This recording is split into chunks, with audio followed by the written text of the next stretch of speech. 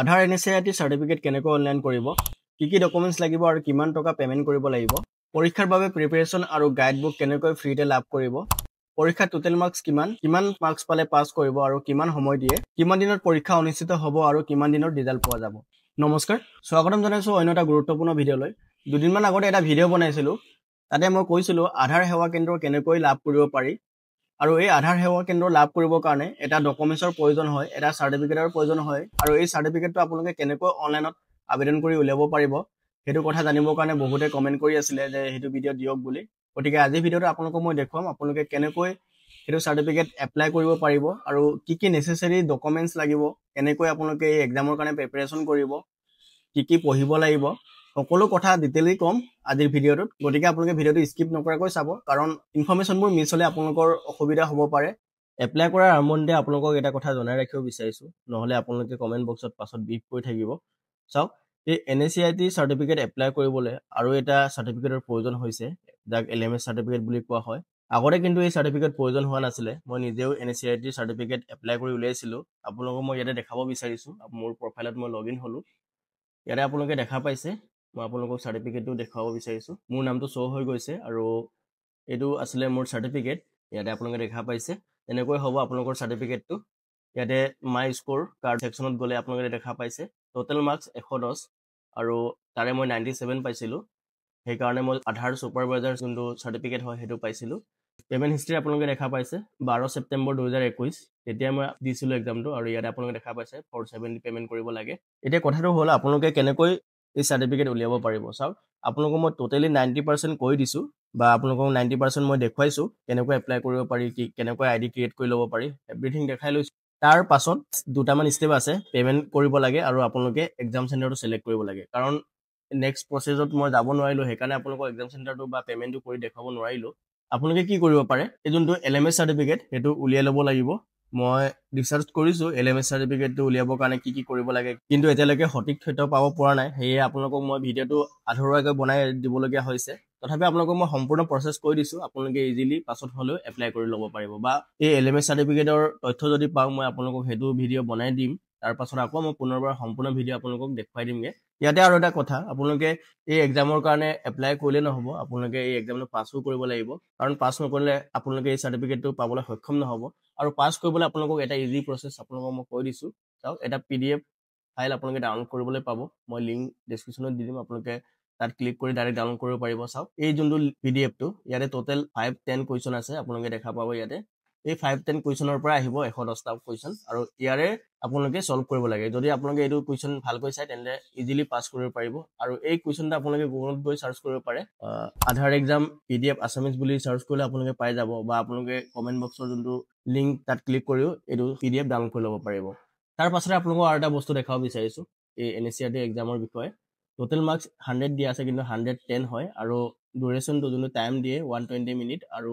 Negative marks নাই আৰু passing marks 65 পাব লাগিব। আৰু 65 যদি মাৰ্কছ পায় তেন্তে আপোনালোকে এই অপাৰেটৰ যোনটো সাৰ্টিফিকেট সেইটো পাব। আৰু 75ৰ পৰা যদি 110লৈকে পায়, তাৰ ভিতৰত আপোনালোকে ছুপাৰভাইজাৰ পদটোৰ কাৰণে সাৰ্টিফিকেটটো পাব। আপোনালোকে কি ডকুমেণ্টছ নিব লাগে, আপোনাৰ আধাৰ কাৰ্ড নিব লাগে আৰু আপোনাৰ যোনটো এডমিট কাৰ্ড হয় সেইটো ডাউনলোড কৰি নিব লাগিব। আৰু এক্সামত আপোনালোকে 30 মিনিটৰ আগত পাব লাগিব এক্সাম চেণ্টাৰত, য'ত আপোনালোকে এক্সাম চেণ্টাৰটো চিলেক্ট কৰে। আৰু আপোনালোকক মই দেখুৱাই আছোঁ নেক্সট প্ৰচেছটো আপোনালোকে কেনেকৈ এপ্লাই কৰিব, কেনেকৈ আইডি ক্ৰিয়েট কৰিব।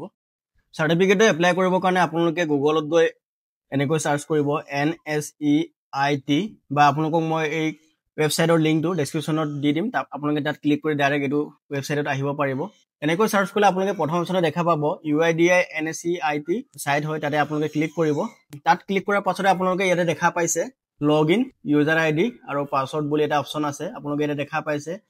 আবেদন কৰিবলৈ আপোনালোকক এটা ইউজাৰ ID বনাব লাগিব। আপোনালোকে ইয়াতে দেখা পাইছে ক্ৰিয়েট নিউ ইউজাৰ, ইয়াতে ক্লিক কৰিব। তাত ক্লিক কৰাৰ লগে লগে আপোনালোকে ইয়াতে দেখা পাইছে new user sign up form, ইয়াতে আপোনালোকে দেখা পাইছে আপলোড XML ফাইল। এইটো আপোনালোকে মন কৰিব, এইটো আপোনালোকে কেনেকৈ উলিয়াব তাক এতিয়া দেখুৱাই ল'ম ফাৰ্ষ্ট, কাৰণ এইটো নহ'লে আপোনালোকে আইডিটো ক্ৰিয়েট কৰিব নোৱাৰিব। চাওক, ইয়াৰ কাৰণে আপোনালোকে কি কৰিব, যোনটো UIDIৰ যোনটো অফিচিয়েল ৱেবছাইট তাতে যাব, UIDAI তেনেকৈ চাৰ্চ কৰিব। চাৰ্চ কৰাৰ পাছতে আপোনালোকে মাই আধাৰ লগ ইন অপশ্যনত ক্লিক কৰিব। ইয়াৰ কাৰণে আপোনালোকক আপোনাৰ ৰেজিষ্টাৰ্ড মোবাইল নাম্বাৰ যোনটো আধাৰ লগত লিংক আছে সেইটো নাম্বাৰ প্ৰয়োজন হ'ব। চাওক ইয়াতে আপোনালোকে লগইন অপশ্যনত ক্লিক কৰিব লগইন টু আধাৰ বাই OTP ইয়াতে আপোনালোকে দেখা পাইছে আৰু ইয়াতে আপোনাৰ আধাৰ কাৰ্ড নাম্বাৰটো এণ্টাৰ কৰিব তাৰ পাছতে ইয়াতে তলত কেপচা কোডটো দেখা পাইছে আপোনালোকে সেইটো কেপচা কোডটো এণ্টাৰ কৰিব কেপিটেল হলে কেপিটেল স্মল হলে স্মল যেনেকৈ আছে তেনেকৈ আপোনালোকে এণ্টাৰ কৰি ল'ব and then login with OTP অপশ্যনত ক্লিক কৰিব আৰু আপোনাৰ যোনটো ৰেজিষ্টাৰ্ড মোবাইল নম্বৰ হয় আধাৰৰ তাতে এটা OTP যাব আৰু আপোনালোকে এই OTPটো ইয়াতে ফিল আপ কৰিব লাগিব তাৰ পাছতে আপোনালোকে লগইন অপশ্যনত ক্লিক কৰি দিব ইয়াতে লগইনত ক্লিক কৰিলোঁ মই ক্লিক কৰাৰ পাছতে ইণ্টাৰফেচটো এনেকৈ খোল খাই যাব আৰু স্ক্ৰল ডাউন কৰি আপোনালোকে অফলাইন KYC যোনটো অপশ্যন হয় তাত ক্লিক কৰিব লাগিব ইয়াতে আপোনালোকে দেখা পাইছে অফলাইন eKYC এই অপশ্যনত ক্লিক কৰিব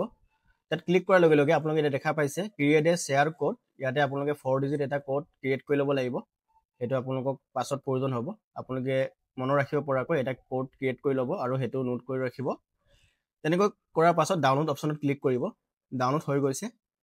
এতিয়া য'ত ৰেজিষ্ট্ৰেশ্যন কৰি আছিলোঁ তাত বেক হ'বগৈ আৰু বেক হৈ আপোনালোকে ইয়াতে দেখা পাইছে আপলোড XML ফাইল অপশ্যনটো আপোনালোকে দেখা পাইছে ইয়াতে আপোনালোকে চিম্পলি ক্লিক কৰিব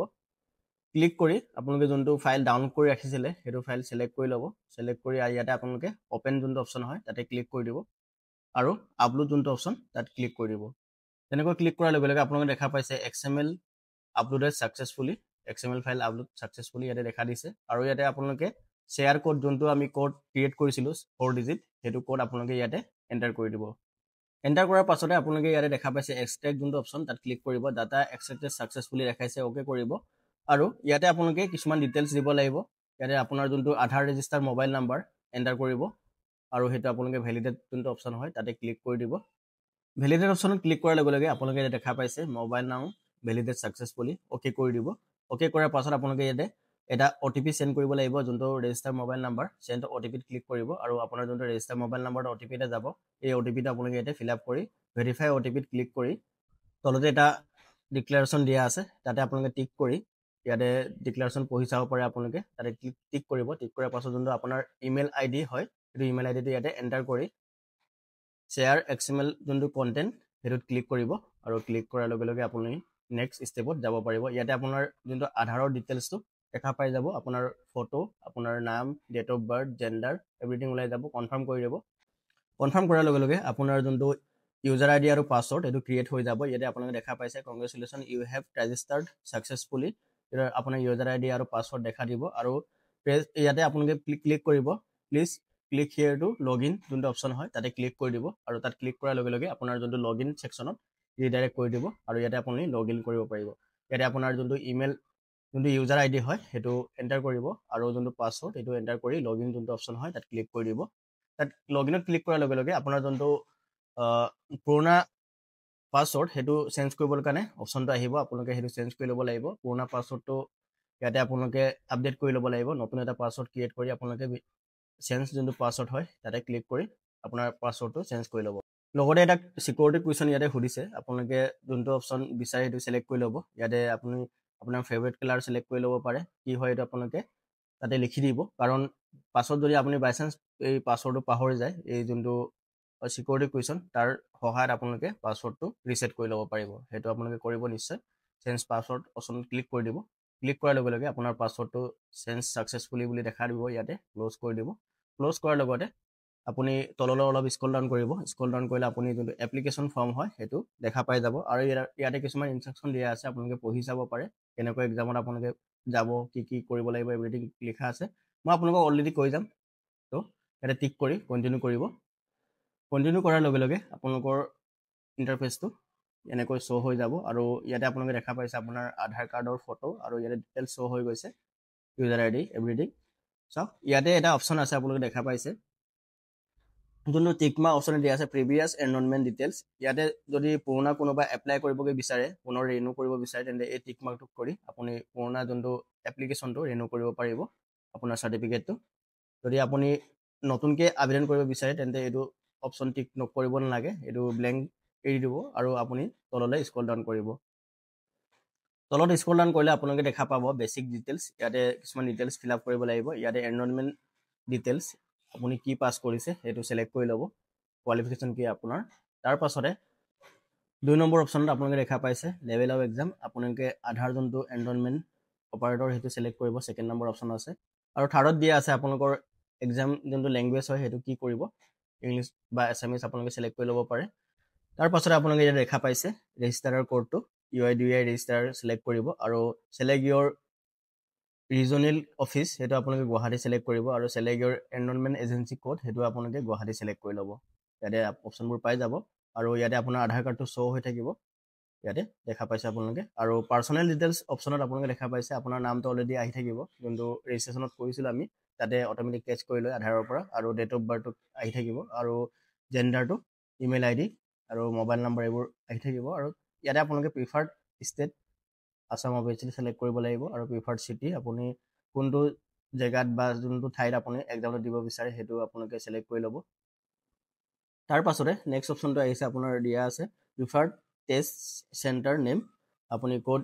এই চেণ্টাৰটো বিচাৰে চাওক ইয়াতে চেণ্টাৰটো ফৰককৈ আহিব পাৰে আপোনালোকে কি কৰিব যোনটো প্ৰিফাৰ্ড টেষ্ট চিটি সেইটোত আপুনি প্ৰথম যোনটোত ক্লিক কৰিছিলে সেইটো অঁতৰাই আপোনালোকে বেলেগ এটা দিনে ক্লিক কৰি দিব আকৌ পুনৰবাৰ আকৌ চেম জেগাতে ক্লিক কৰিব তেতিয়া এই এক্সাম চেণ্টাৰটো আহি যাবগৈ সেইটো আপোনালোকে ঠিক ইউজ কৰিব নহ'লে ইয়াত এক্সাম চেণ্টাৰটো পটককৈ শ্ব' নকৰিব পাৰে সেইটো আপোনালোকে মনত ৰাখিব আৰু আপোনালোকক মই কৈছিলোঁ যে LMS চাৰ্টিফিকেট বুলি এটা চাৰ্টিফিকেট প্ৰয়োজন আছে সেই চাৰ্টিফিকেটটো নহ'লে আপোনালোকে আবেদন কৰিব নোৱাৰে বুলি অলৰেডি মই কৈছিলোঁ ইয়াতে দেখা পাইছে LMS চাৰ্টিফিকেট ID আৰু LMS চাৰ্টিফিকেট ইছ্যু ডেট সেইটো প্ৰয়োজন হ'ব আপোনালোকক মই ভিডিঅ'ৰ আৰম্ভণিতে কৈছিলোঁ এইটো ডকুমেণ্টছ নহ'লে কিন্তু আপোনালোকে আবেদন কৰিব নোৱাৰিব আৰু এই LMS চাৰ্টিফিকেটটো কেনেকৈ অনলাইন আবেদন কৰিব পাৰি বা অনলাইন উলিয়াব পাৰি তাৰ বিষয়ে মই ৰিচাৰ্চ কৰি আছোঁ তথ্যটো পোৱা নাই এতিয়ালৈকে যেতিয়াই মই পাওঁ আপোনালোকৰ বাবে ভিডিঅ' আনিম ইয়াৰ পাছৰ ষ্টেপটো আপোনালোকক মই কৈ দিছোঁ ইয়াৰ পাছতে আপোনালোকে পে'মেণ্ট অপশ্যনটো আহিব আৰু পে'মেণ্টটো আপোনালোকে কৰিব লাগিব আৰু পে'মেণ্ট কৰাৰ পাছতে যোনটো এক্সাম চেণ্টাৰ সেইটো চিলেক্ট কৰিব আৰু চিলেক্ট কৰাৰ পাছত আপোনাৰ যোনটো এপ্লিকেশ্যন সেইটো ছাকচেছফুলি কমপ্লিট হৈ যাব আৰু আপোনালোকে শ্বেডিউল কৰি ল'ব পাৰে কোনটো তাৰিখে এক্সামটো দিব বিচাৰে এই এক্সামটো